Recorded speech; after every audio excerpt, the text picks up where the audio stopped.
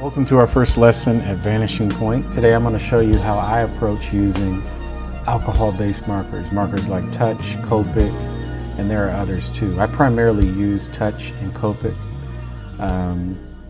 Touch markers are made by a company called Shin, and a lot of people aren't familiar with it, but in my opinion, I kind of prefer Touch markers over Copic, so we'll get into that later. We're going to do some studies. I have two faces drawn here in pencil, and I'm going to show you sort of from start to finish the steps that I take in order to get to a finalized illustration. As I said, we're working from these two faces, and these faces were referenced from these two images here, these wonderful models that we have. Two different skin tones that we're going to be working with, just to kind of get an idea of how you would approach that with these markers. Let's actually run through the tools that I'll be using, at least some of them. So first of all, I used a lead holder, a graphite holder, and I use 2B graphite inside the lead holder. I use a lead holder sharpener.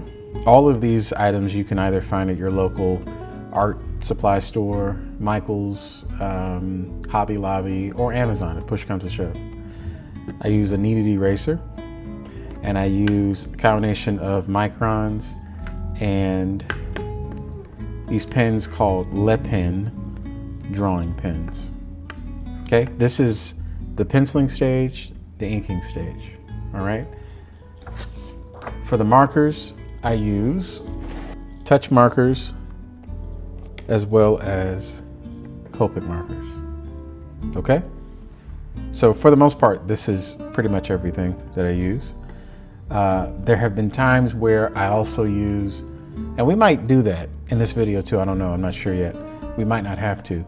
But sometimes I use colored pencil as well, just to kind of put in some final details and tighten it up a little bit. Lead holder sharpener, eraser. Oh, the big eraser too, I use that as well. So kneaded eraser and big eraser, pens and markers. Okay? I'm gonna lay down some ink, and this will kind of help solidify some of these lines so that when we erase, you know, we still have some line art that's on the paper. So I'm just gonna jump right in here. At this point, I'm inking without having erased any pencil lines yet. I'm using a Le Pen 0.1. This is actually a very tiny nib. It could be this brand of pen, it can be microns as well. I use these two because I find that when you erase over inks, depending on the pen brand, sometimes the ink can lift while you're erasing, lift with the pencil, and the ink lines look a bit faded, and you have to go back over them again to make them really dark, and that can sometimes be a pain and a waste of time. So I find that these pens do a really good job of staying on the paper. You don't want to ink over pencil that's too heavy or too thick, too heavy, how can I say this, or thickly laid down on the paper. So if you might want to lighten some graphite if you draw really hard. I tend to draw kind of in the middle, not too hard, not too soft, and it seems to work out pretty good. So I'm just going through and adding a thin line, just kind of reinforcing some of these pencil lines that I've already laid down here. This isn't really inking, not at this point. We want some kind of indication of where things are once we erase the pencil line.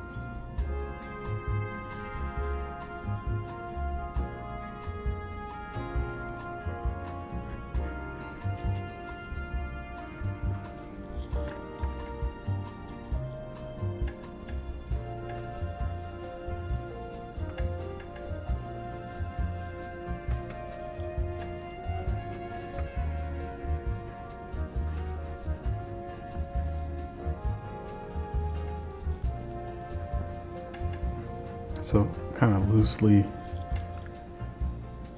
gesturing in some lines here.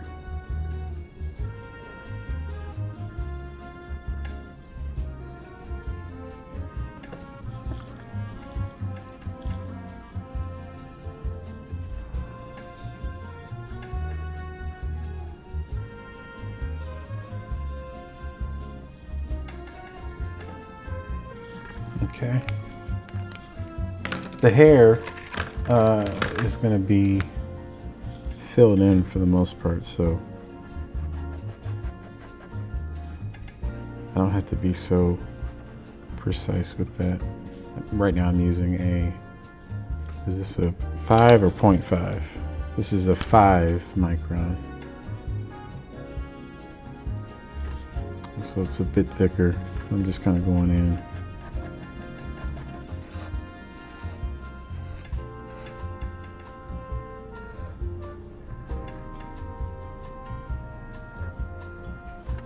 This is usually where I like to get it.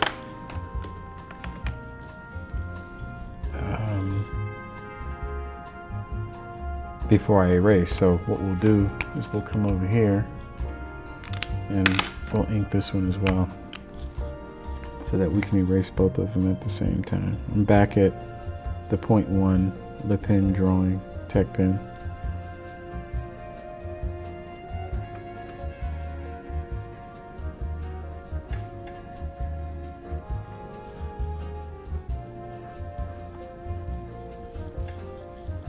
One of the things that I learned about inking with tech pens is that you can always go thicker, but it's very difficult to make your lines thinner once you've already put down a thick line. So it's best to start with a thinner line when you're inking and gradually build up that line to make it thicker rather than the other way around.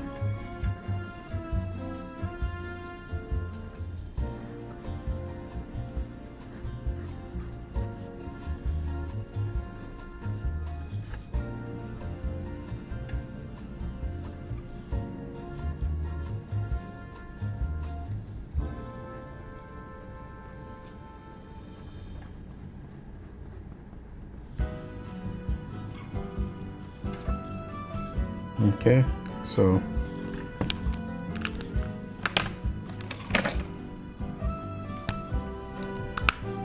some of these less fine details I don't need the 0.01 or 0.1. I can use a thicker one and just kind of loosely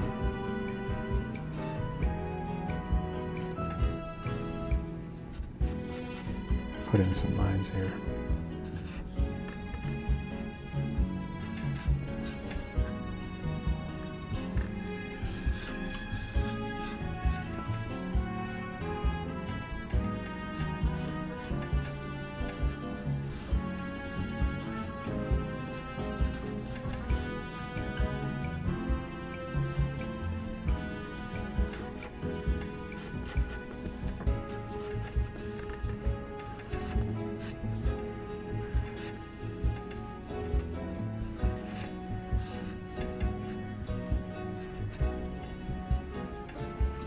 Okay, so now we have both faces inked. At least this is the first round of inks. We'll go back over them later once we put down some color values.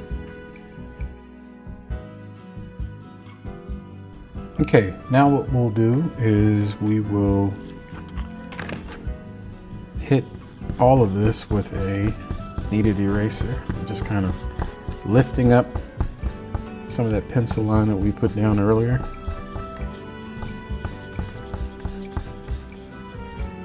You want to erase away from you, because what happens when you erase towards you, so some people they erase like this, is that there's a possibility that you could pull the paper like this and it'll bend it. So you want to kind of erase outward, flat, to avoid having that crease in your paper. It's happened to me many times, and when it happens, I almost just want to throw the whole thing away. I hate it. Hate it, hate it, hate it. So anyway.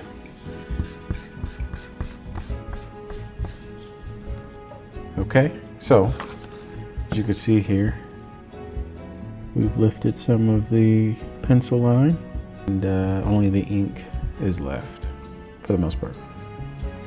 Okay, hit this a little bit. Okay, now. All right, so we're going to jump right into the color here. Looking at our reference, first of all, it's always important to work from a reference, especially when it comes to color. I think if your goal is to achieve a very realistic palette or realistic lighting, then it's in your best interest to work from a reference, whether it's a reference that you found, a reference that you take, or a combination of both. So we're going to be working directly from the lighting conditions of the reference, and we're going to go from there. I have, let's see, I'm going to use a sheet to kind of just test the markers to make sure they're the correct color that I'm looking for before I put it down on the canvas here. So I went to the store and got some new markers, but they didn't have everything that I was looking for at the store that I went to, and by the time I went to the other store, they were closed and blah, blah, blah, blah, blah, stuff you're not interested in. But anyway, I think we have enough working markers here that we can make this happen. So here we go. We're jumping right in here. The first thing I do is I lay down a lighter tone. I build light to dark, and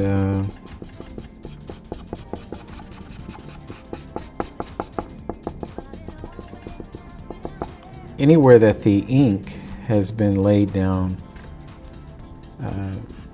kind of thick, I kind of dab the marker. I don't smear it, because what happens is the markers have a tendency of picking up the ink and pencil in some cases and smearing it, and I don't want that to happen. I want everything to stay where it is. So also, looking at the reference, I am using the white of the paper as a highlight instead of having to put in a highlight at the end. I'm just using the paper.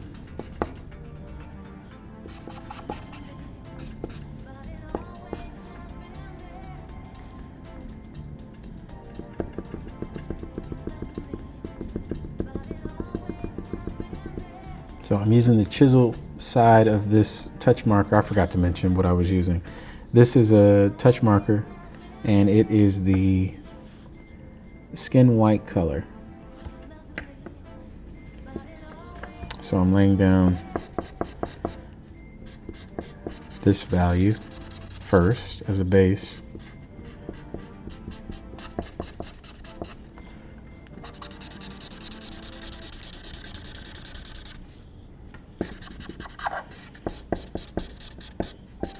So that's good for that one. Let's move over here. We're going to work on both of them at the same time.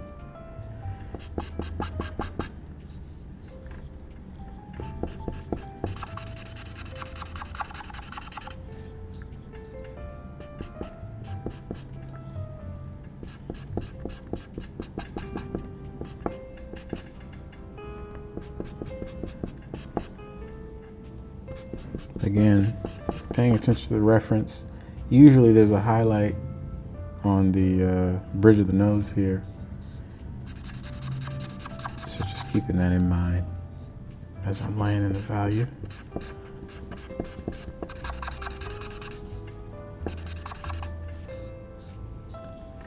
Sometimes I mark after I lay down some tone, because I'm working over ink and pencil. sometimes it makes the edge of the marker a little dirty, so I just clean it off here on the side, just so that I'm not smudging around ink that's been muddled up with the value. So going back over here, you can see now that the marks, the strokes have kind of faded away, and it just kind of leaves a tone there. Okay?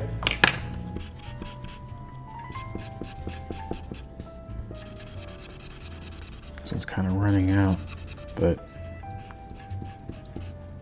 we'll make it work because there's more that's going to be layered on top of this.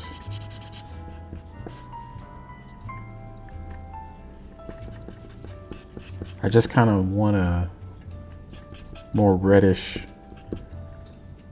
base.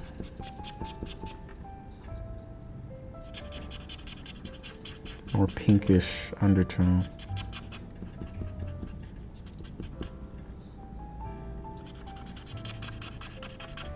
In the reference, at least from my eye, I see like some purples and pinks and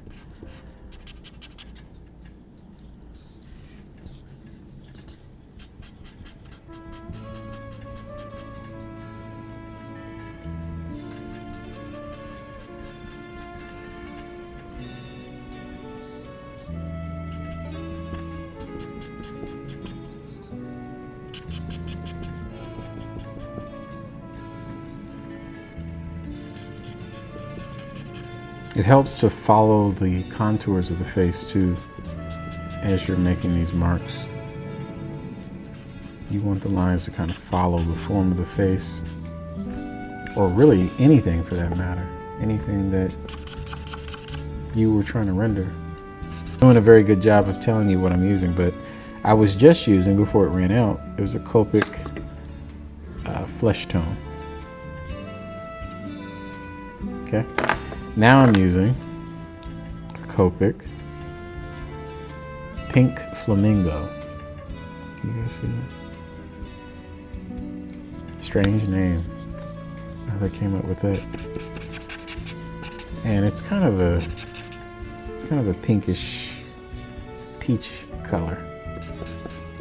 Again, I'm building up values here. I'm not jumping too dark too quickly. I want there to be subtle value shifts.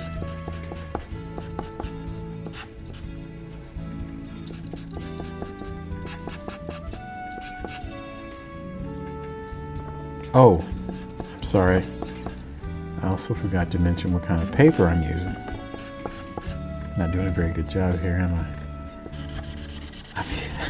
I'm using this paper that I'm using is a paper that I use often.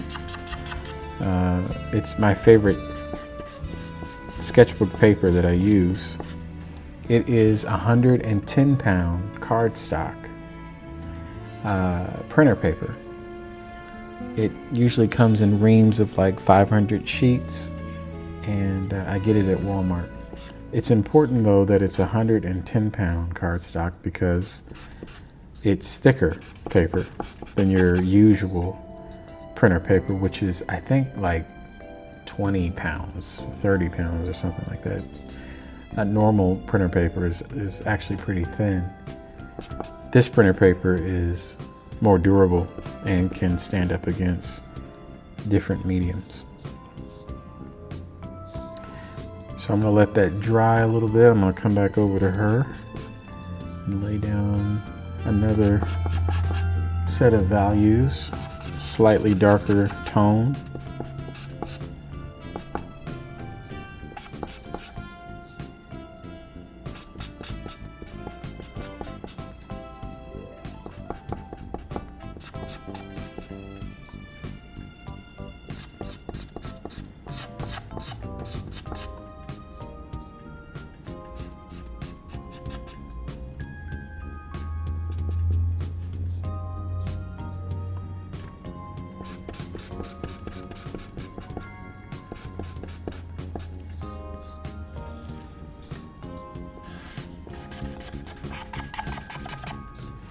I'm looking at my reference. I'm defining the shadows, squinting my eyes and trying to see the subtleties going on. I can flip my marker over to the brush side to get a more softer edge.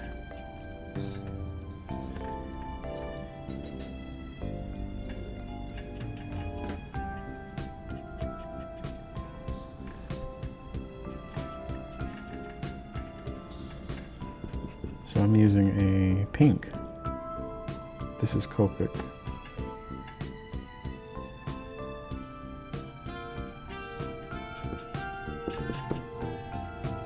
Okay, I'm gonna let that dry a little bit too. Let's go back to her. Okay, so let's test out this.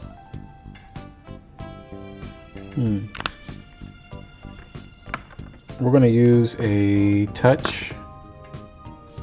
This color is sand. And we'll come in here and lay another value in. The great thing about these markers is that if you wanted to, you don't necessarily have to layer this many markers down. I think that you can achieve a really nice look with just using a couple. But the great thing about them is that if you wanted to, you can. You can use different colors and kind of build to create a really nice transition of value.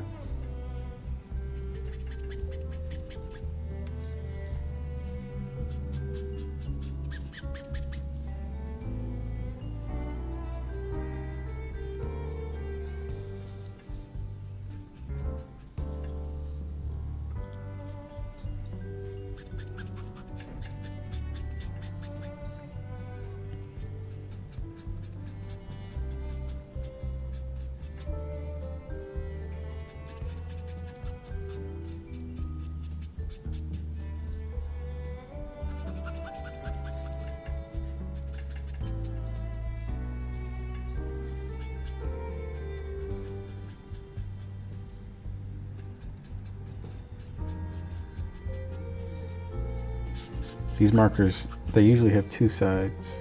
One's a brush, one's a broad, like chisel. And I use the brush to get softer strokes.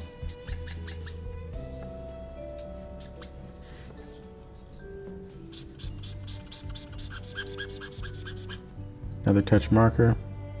This is leather brown. Okay.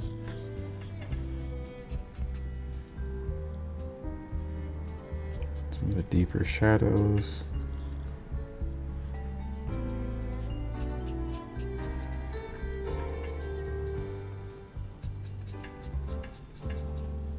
Don't be afraid to push the contrast. Again, these markers, they dry light, so this will lighten up a little bit. And more often than not, your piece could probably, the contrast could probably be pushed a little bit. The darks could be darker and the lights could be lighter. And your lights will look lighter if you push the darks in the piece.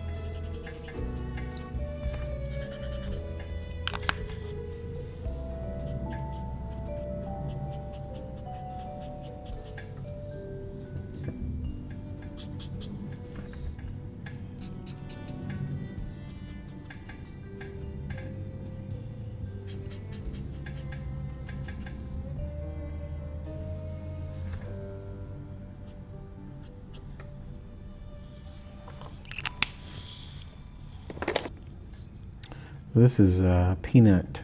This color is called Peanut. It's a Copic. No, this is a Touch.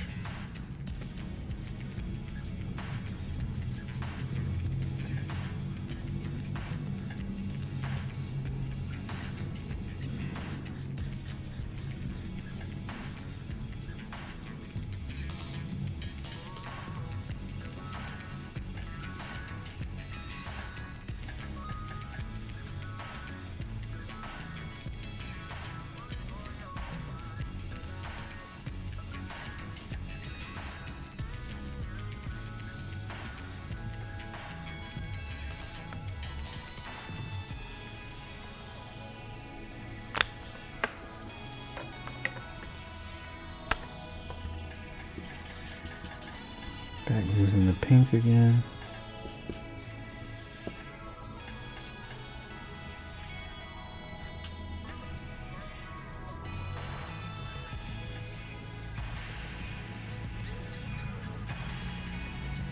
This is Copic. It's called Earthenware.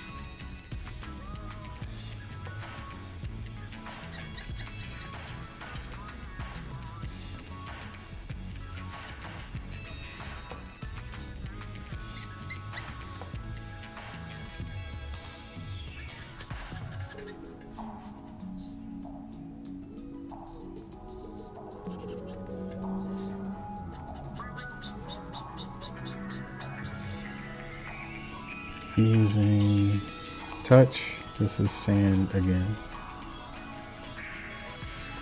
It's kind of blending some of these values together.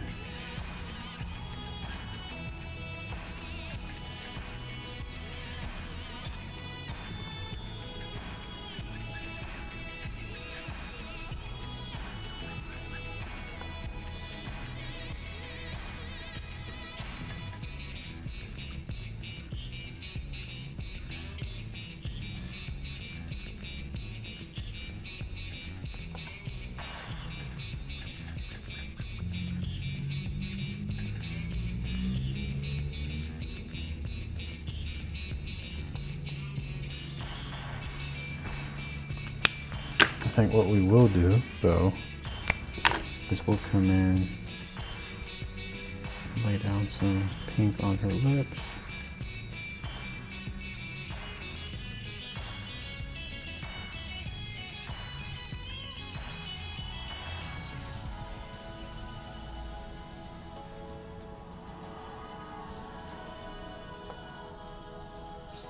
I think we'll do the same with her too.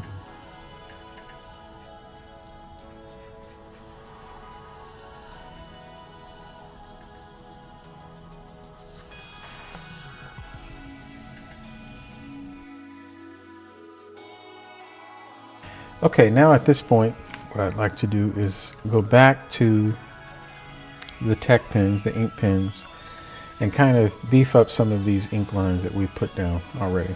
Also to fill in some of the blacks that we didn't before, like the eyes and eyebrows and so forth and so on. So right now I'm using a 1 micron.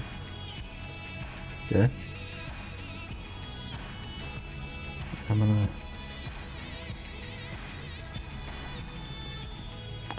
my particular inking style, I guess, is I like a kind of a bolder outline.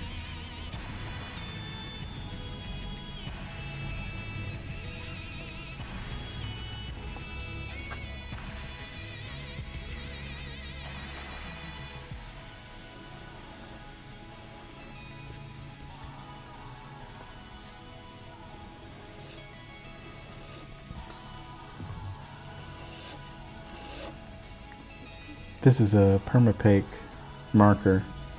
I like these better than Sharpies. They have two edges. One's a fine tip and one's a chisel. And I use them to fill in big dark spaces quickly. And the black, the ink that comes out of it is nice and dark. Unlike Sharpie, which can sometimes not look as black as you'd like it to be.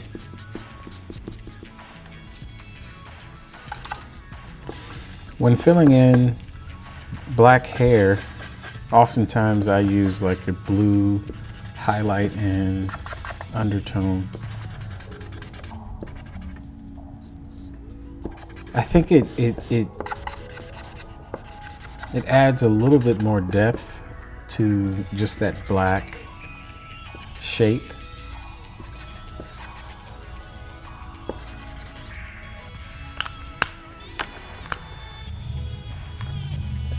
So I'll put in some ink.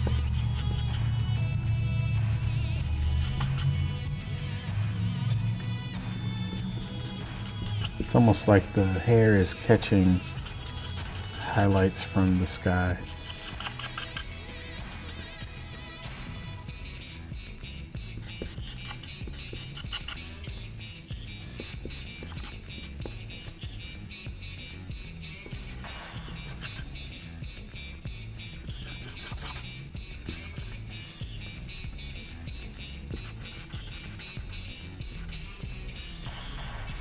This will make sense here in a minute. Now I'm using a 5 micron. I come in here and tighten this up.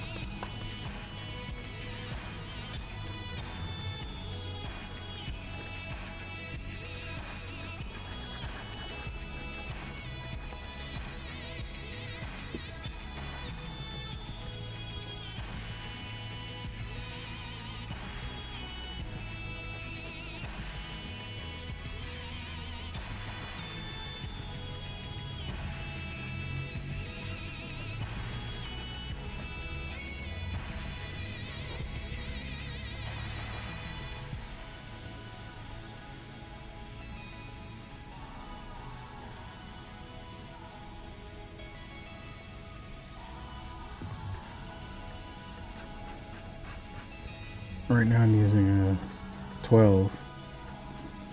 This is a much thicker tip.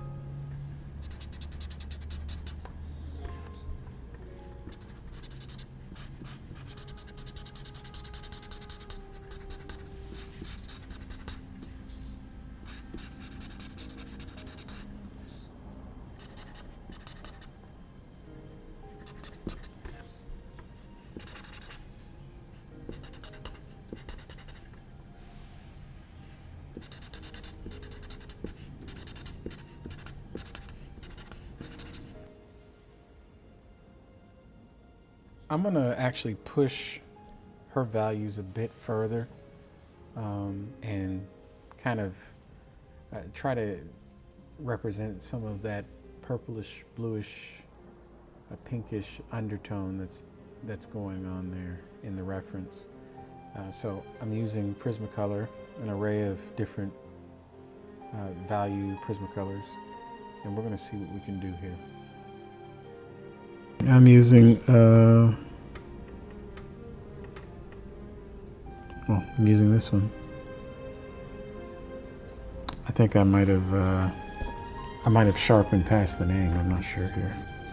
Let's see. Okay.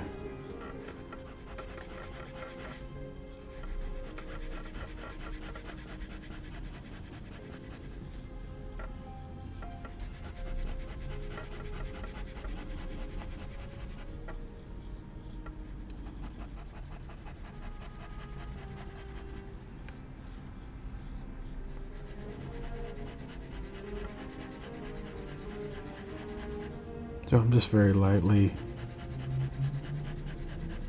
doing some mark making.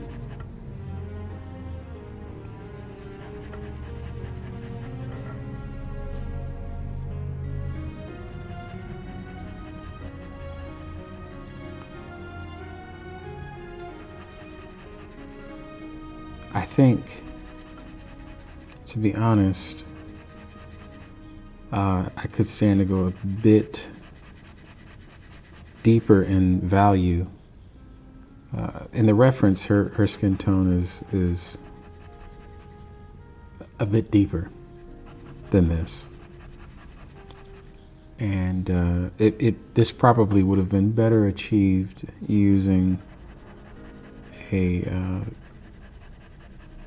darker valued marker, but I don't have one with me at the moment, so we're just going to do the best we can with what we have. I'm using a Rose Deco Pink color.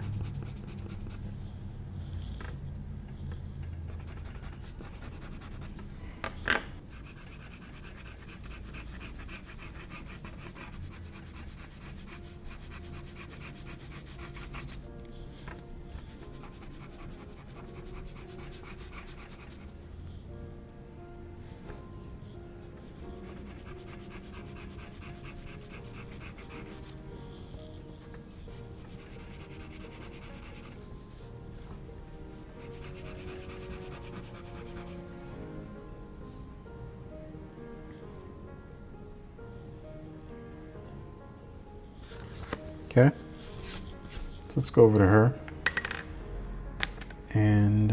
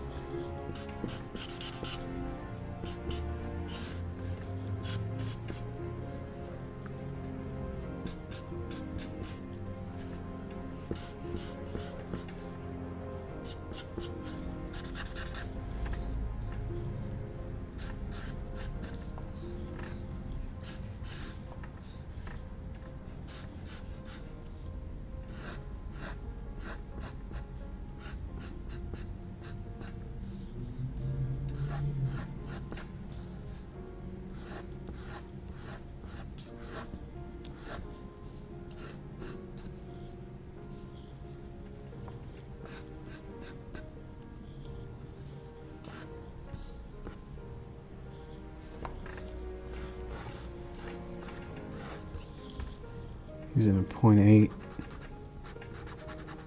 or an 8 micron.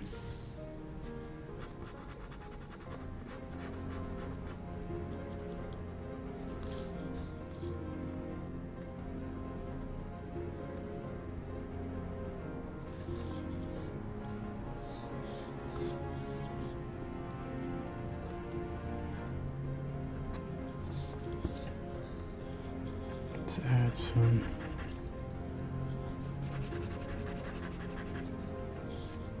This is a Prisma. This is Deco Pink again.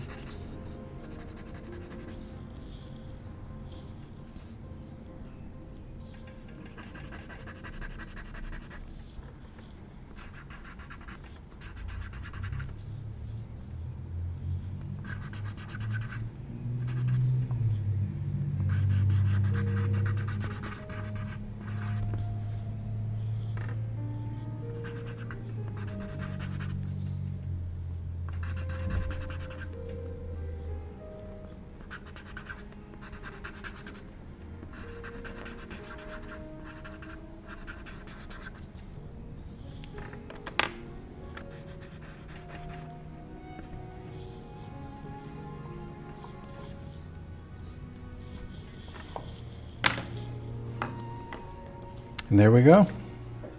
It's a close-up look at that.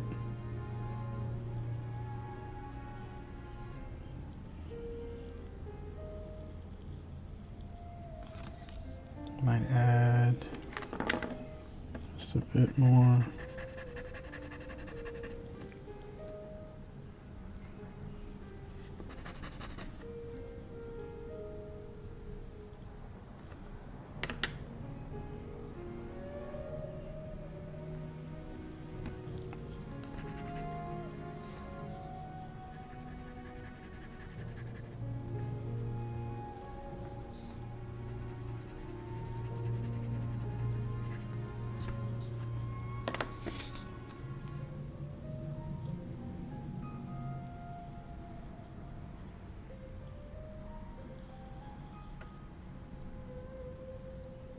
Yeah, this was fun. Like I said, I love working with mixed media. This is primarily how I work, even on my professional projects. I use a lot of different tools to get the desired look that I'm going for. Yeah, this was fun. I'm going to try to do more stuff like this in the future. So if you like this kind of content, make sure to sub, of course. Check out the Patreon. There will be some exclusive instructional material that will be put there, video as well as other things too. Tips and tricks on how to draw better. There's stuff that's already there that's exclusive, but there's more to come. Let me know what you guys think. And yeah, like I said, thank you guys. I appreciate it. And I'll see you on the next video.